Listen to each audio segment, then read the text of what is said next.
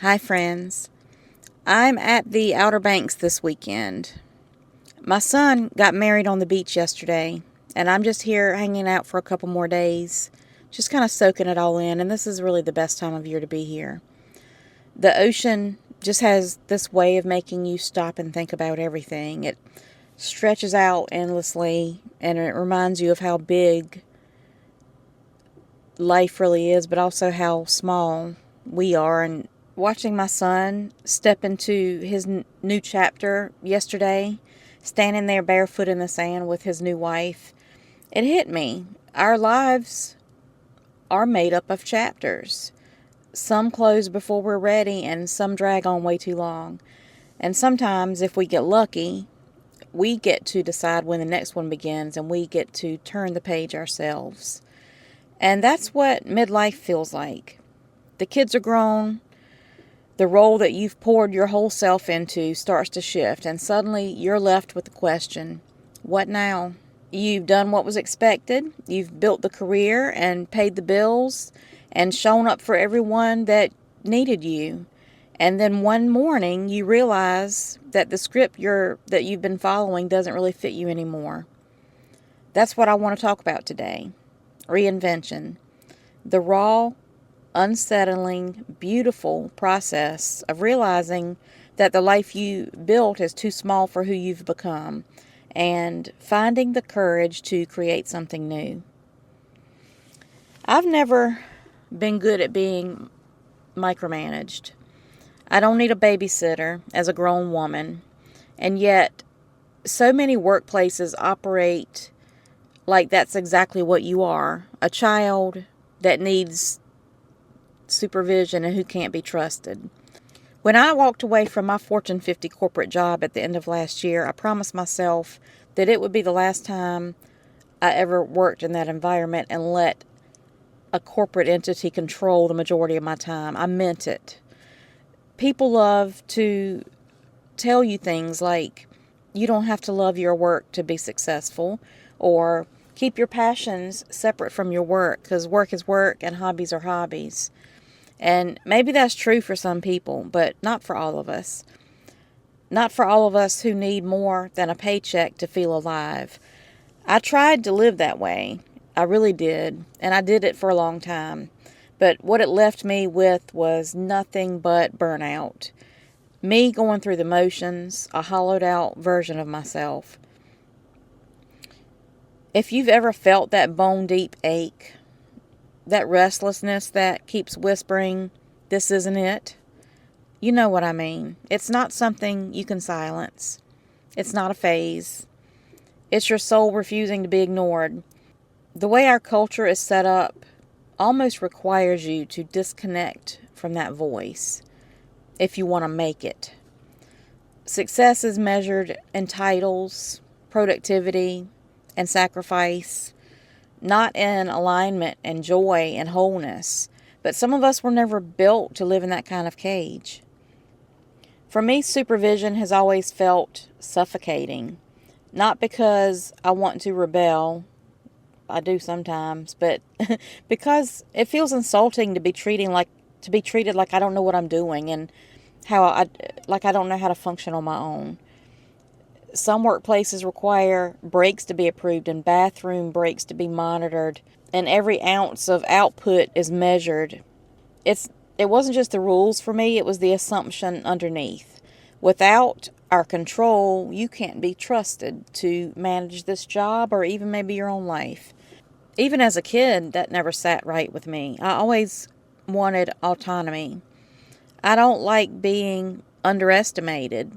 I don't like being treated as though my intelligence is something that needs to be checked off and approved by someone else. We're told that our passion is optional and that work is something that you endure until retirement, and that responsible adults keep their dreams tucked away in the margins. Put your job in one box, your joy in another, and maybe if there's time left over, you'll get to enjoy a little happiness on the side. Maybe that setup worked for some people, but for me, I knew with absolute certainty that it never would. even though I hung in there for years, but I was always looking for a way out. When you start feeling like a stranger in your own life, when you can't even answer simple questions like, what do I want? And why am I doing this? That's your wake-up call. When the only thing that you feel looking ahead is dread and fear that you're wasting time, your soul is asking if this is really worth it. Look at your health. Look at your relationships. The way you feel in your own skin. Is the trade-off worth the price you're paying? And if you've got that pulsing ache inside of you, trust me, it's not going away. It will not be silenced. Something in you wants to be born. We're meant to grow and we're meant to expand. The universe itself is always expanding, so of course it feels unbearable when we try to keep squeezing ourselves into boxes that we've outgrown. And here's something else that people rarely talk about. Being stuck doesn't just affect you. It leaks into everything else. It shows up in the way you parent and how you show up for your spouse, friends, and family, how patient you are with the people you love. It even follows you into your so-called free time. You get a weekend off and you're too drained to do anything but collapse on the couch. You lose the spark for things that you used to love because all your energy has been siphoned off. That's not living. And it's not rebellion just for the sake of rebellion to say enough. If you keep denying that part of you that's begging for more, you'll lose yourself. I remember sitting in my car once, hands on the steering wheel, asking out loud, when does this get good? When does life become fun again? And the answer was painfully obvious. It doesn't. Not unless I change something. You can't force yourself to love a life that's eating you alive. You can't pep talk yourself into enjoying work that drains your soul. The only real wealth is time and freedom. Not the plaques on the wall or the line on your resume or even the money in the bank. Time. How much of your life actually belongs to you? Because if I'm spending 8 hours a day, 5 days a week, on someone else's clock, building someone else's dream, when do I get to drive through the mountains? When do I get to take a long walk on the beach with the sun on my skin and no agenda? When do I get to sit in stillness and just be? That's what I want. A life where I don't need anyone's permission to just exist fully as myself.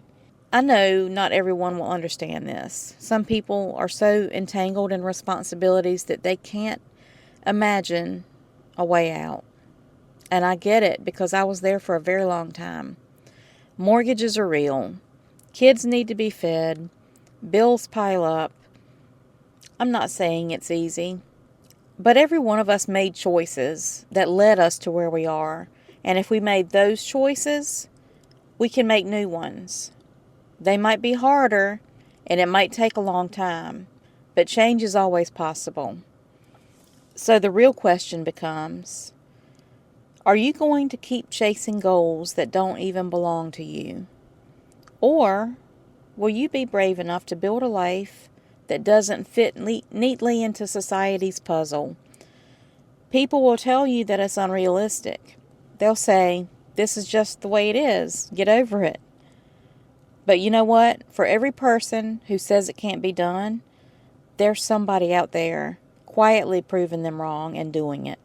Every example that you find of those people is proof that it's possible. And once you see that it's possible, the excuses start to fall apart. If you feel that deep knowing, that voice inside that says you weren't meant to live on someone else's terms, listen to it. You don't need permission. You don't need to be understood. You just need to decide that being fully alive matters more than fitting in and playing by the rules. And with that, I'm going to go take a walk on the beach. Thank you so much for being here and watching this video, and I'll see you in the next one.